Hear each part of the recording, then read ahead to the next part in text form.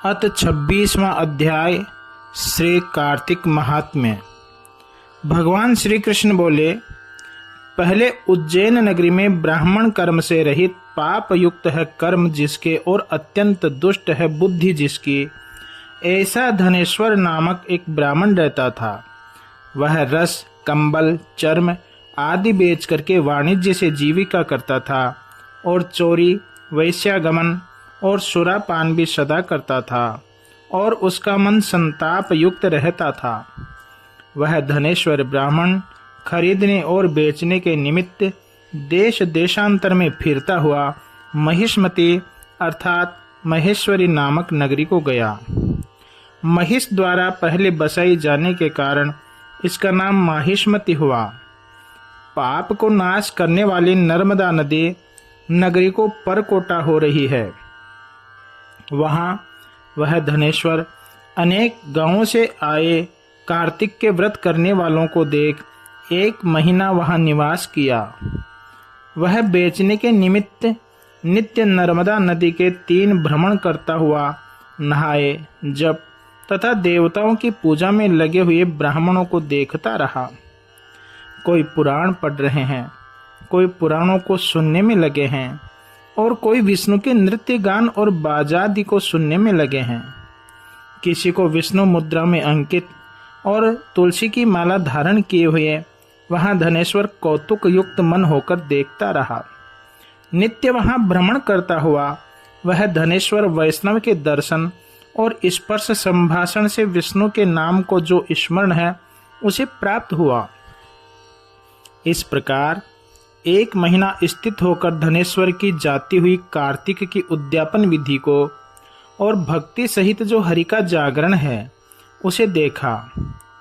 इसके बाद पौर्णमासी का ब्राह्मण और गोका पूजन आदि जो है उसे और व्रत करने वाले पुरुष की दी हुई दक्षिणा को और भोजन आदि को देखा। उसके बाद सूर्य के अस्त होने के समय शिवजी की प्रसन्नता के निमित्त की हुई जो दीपदान की विधि है उसे धनेश्वर ने देखा।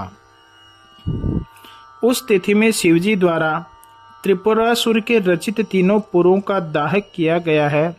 इससे उस तिथि में भक्तों द्वारा बड़ा उत्सव किया जाता है। मुझमें और रुद्र में जो कोई अंतर मानेगा उसके संपूर्ण पुण्य कर्मों की क्रिया निसंदेह निष्फल हो जाएगी। इसलिए भगवान विष्णु और शिव में भेद नहीं जानना चाहिए। उसके बाद पूजा आदि को देखता हुआ वह ब्राह्मण धनेश्वर भ्रमण कर रहा था। उस समय वह काले सांप से काटा गया और व्याकुल होकर गिर गया। मनुष्य उसे गिरा हुआ देख कृपा युक्त हो घेर लिया और उस समय तुलसी युक्त जल उसके मुख में डाला। इसके बाद उसकी देह छूट गई। तब यम के दूत उसे बांधकर कोड़े से मारते हुए संयमनी नाम जो यम की पुरी है उसमें क्रोध पूर्वक ले गए। चित्रगुप्त उसे देखकर बालकपन में जो पहले दुष्कर्म किए हैं उस समय उन सबको यमराज से निवेदन करने लगे। चित्रगुप्त बोले, इसके बाल पने से लगाकर कहीं कोई सुकृत नहीं दिखते हैं। हे यमराज, इसके पाप का वर्णन 1 वर्ष में भी नहीं हो सकेगा। यह दुष्ट केवल पाप ही की मूर्ति है, इसलिए कल्प पर्यंत नरक में पचाने योग्य है। भगवान श्री कृष्ण बोले, इसके बाद यमराज वह अपना कालाग्नि समान रूप दिखाकर क्रोध से अपने दूतों से वज्र के समान वचन बोला, हे प्रेतपतियों, इसे अपने मुद्गर से मारते हुए कुंभीपाक नरक में डाल दो। यह दुष्ट है और इसका दर्शन पाप रूप है। इसके बाद मुद्गर से फोड़ा गया है मस्तक जिसका, ऐसे उस धनेश्वर को प्रेतपति लेकर तेल के ओटने से है चिरचिराहट जिसमें, ऐसे कुंभीपाक नरक में डाला। उस कुंभीपाक में उस धनेश्वर के डालते ही उसकी अग्नि ऐसी शीतलता को प्राप्त हो गई जैसे प्रहलाद के डालने में हुई थी।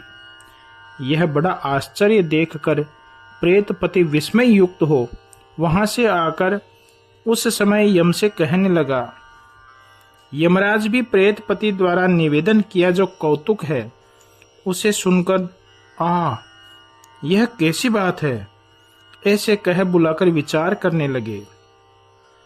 उसी समय वहां आए हुए यमराज से भली भांति पूजे हुए नारद मुनि उसे देख हंसकर वचन बोले, हे अरुण नंदन, यह नरक उसके भोगने योग्य नहीं है जिसने इस नरक को दूर करने वाला कर्म किया है।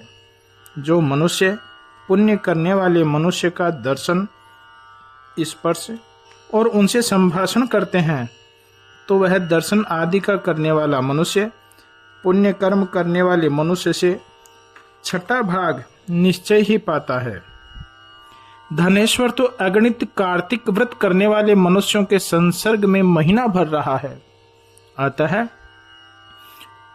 उसके पुण्य के अंश का यह भागी है। उनकी परिचर्या करने वाला यह संपूर्ण असंख्य भागी है। कार्तिक के व्रत से उत्पन्न हुआ जो पुण्य होता है उसकी संख्या नहीं है। कार्तिक व्रत करने वाले के बड़े भारी भी पाप को भक्त वत्सल भगवान अपने तेज से भस्म कर देते हैं।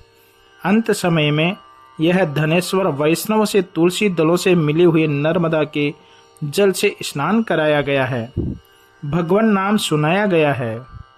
अतः पाप रहित यह धनेश्वर उत्तम गति पाने के योग्य है। वैष्णव की उसके ऊपर अनुग्रह है, उसको यह नरक यातना योग्य नहीं है। जैसे गीले सूखे पापों द्वारा नरक भोगना निकटवर्ती होता है, ऐसे ही सुकृत द्वारा स्वर्ग की निकटता प्राप्त होती है। अतः नहीं है आर्द्र पुण्य जिसके, ऐसा यक्ष योनि में स्थित यह पापों के भोग के दिखलाने वाले नरकों को देखकर मुक्ति पाता है। श्री कृष्ण बोले, हे सत्यभामा, ऐसा कहकर जब नारद चले गए तब नारद के वचनों के सुनने से जाने हैं उस घनेश्वर के सुकर्म जिन्होंने ऐसे सूर्य के पुत्र यमराज अपने दूत के द्वारा उस ब्राह्मण को नरक दिखाने की इच्छा से फिर बुलाया। बोलिए सच्चिदानंद भगवान की जय हो। श्री राधा दामोदर भगवान की जय हो।